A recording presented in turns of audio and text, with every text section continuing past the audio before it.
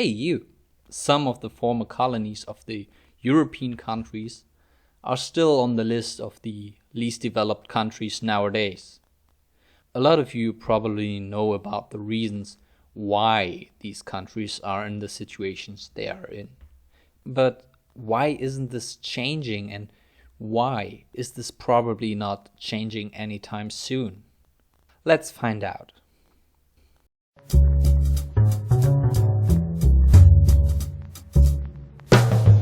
I'm new to this whole YouTube thing and I want to improve myself to give you better content.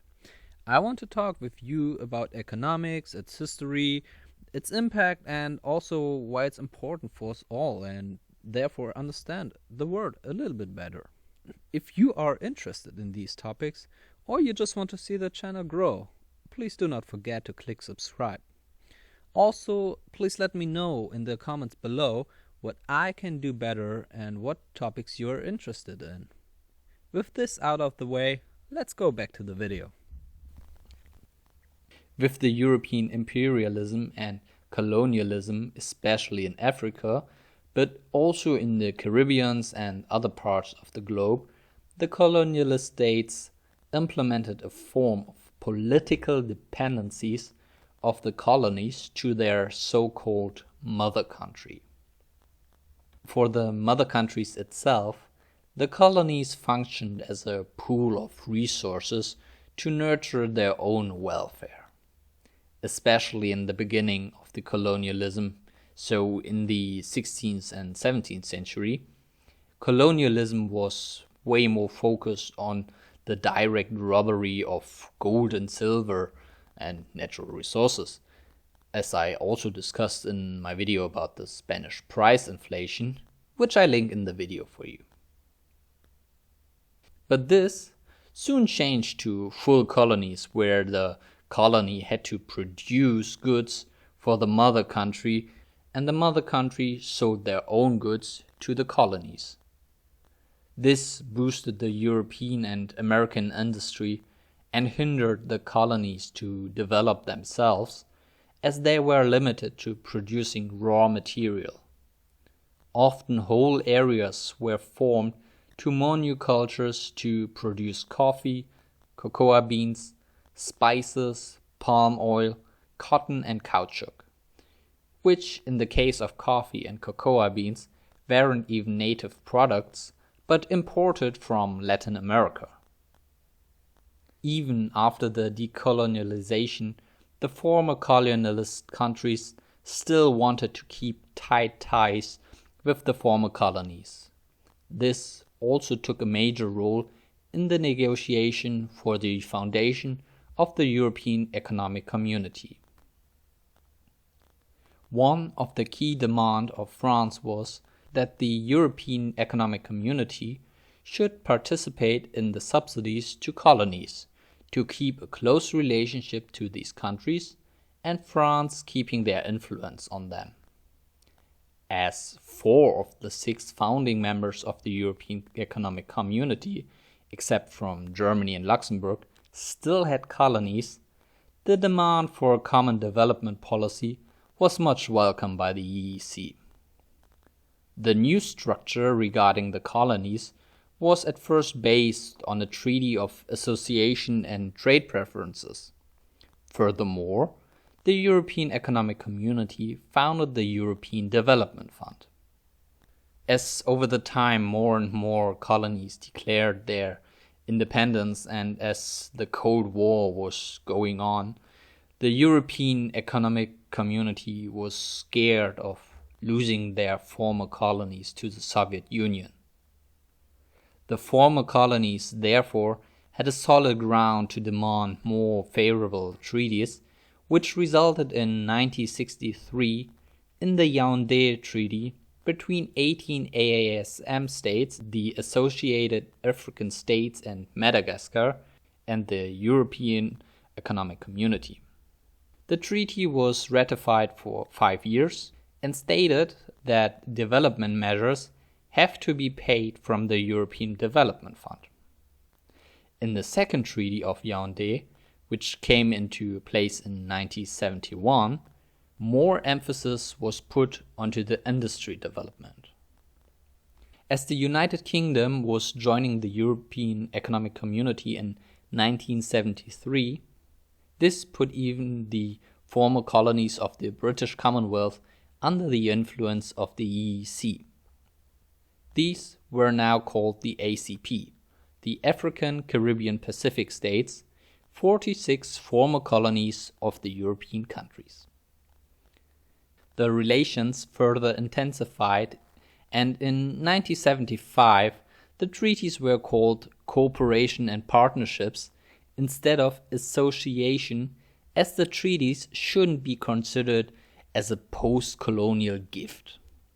The Lomé Treaty was extended on a regular basis with an increasing number of participating countries and with putting more emphasis on price stability mechanism, conditions to the market access, and economical and technical supporting measurements. Part of the contract was that the European countries gave free access to the ACP states without demanding the same free access to their markets. Besides this, a system for the stabilization of prices of exporting goods but also of mined resources was established, a fund which compensated on losses due to fluctuation of prices on the world market. Even this sounds nice at first. These mechanisms actually hindered a diversification and rather motivated the former colonies to stick to the production of natural resources and mining. In 1985, most of the former colonies still had the same production portfolio as they had as colonies. As the Lomé III Treaty was again focusing more on agriculture and fishing, it was clear that the needed diversification of the industry will not take place soon. Furthermore, the percentage of the world economy contributed by ACP states were constantly shrinking, and the ACP states became less and less important for the European Union. In 2000, a paradigm shift had to take place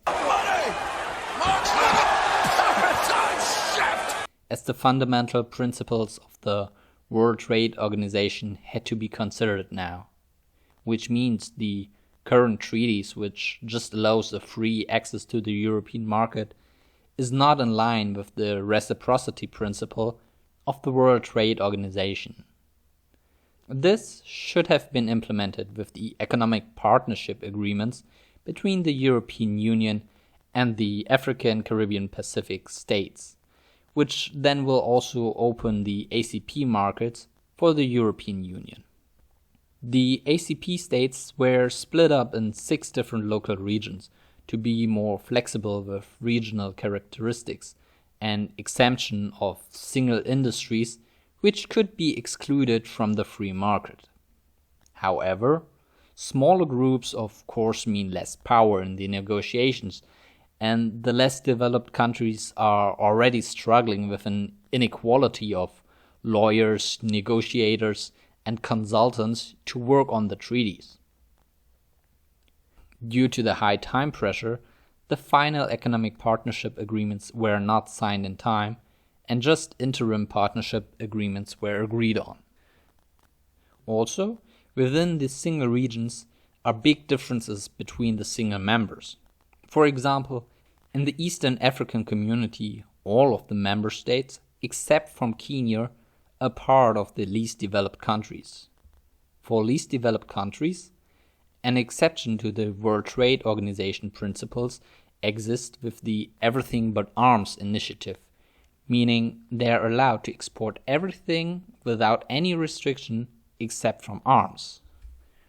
For the Eastern African Community, this means, except from Kenya, none of the countries would benefit from the additional economic partnership rules, as they would just need to open their market without having any better regulations for themselves. Furthermore, allows the World Trade Organization the usage of a generalized system of preference which allows for the cooperation with developing countries. The GSP functions as a general preference system for all developing countries and therefore do not just include the former colonies. For the European Union, this means about 6,300 goods are for 90 developing countries excluded from any tariffs, and further products which are considered to be important are reduced in their tariff rate to 3.5%. Besides the GSP, exists the GSP Plus, which further gives special rules to states which need special protection if 75% of the exports to the European Union are just limited to 7 products of the GSP, and if the total amount of these exports are less than 2% of the imports of the European Union. You see, there are already special rules which are more beneficial for most of the countries than an economic partnership agreement. Coming back to our example of the Eastern African community, in which Kenya is the regional powerhouse. Especially cut flowers are a major export good for Kenya, and about 30% of the whole European market comes nowadays from Kenya. Because of this, Kenya needs to have an existing EPA, as otherwise they would lose their free access to the European market, hitting their industry hard. Because of this, Kenya tried to convince the other members to sign the Economic Partnership Agreement. This is also similar to the SADC, with South Africa as a country which would lose their free access. All in all, with the regulations of the World Trade Organization, the European Union is not as free anymore to give former colonies a more favorable access to their market. However, in the same time, the European Union itself lowered the negotiation power of the former colonies with more regionalization and putting pressure to sign their European partnership agreements. Furthermore, the European Union established mechanisms which led to the ACP states still favor the production of the products they were already producing during the time of colonialism. With signing the EPA, the economy will be more vulnerable to the competition from Europe and their multinational companies, probably weakening their economy furthermore. A true development and catching up to the industrialized nation is hardly possible. But I don't know. Do I see that too negative, or what are your opinions on this? Let me know in the comments below, and let's discuss what other options there are for developing countries to catch up. Are you trying to buy fair trade products to support at least the farmers at a minimum level? If you want to know what my favorite fair trade chocolate is, I will also post a link in the video description. Also watch my video about optimum currency areas, which I linked here. And if you want to see more videos about economics and economic history, please also subscribe to my channel. And I'll see you in the next one.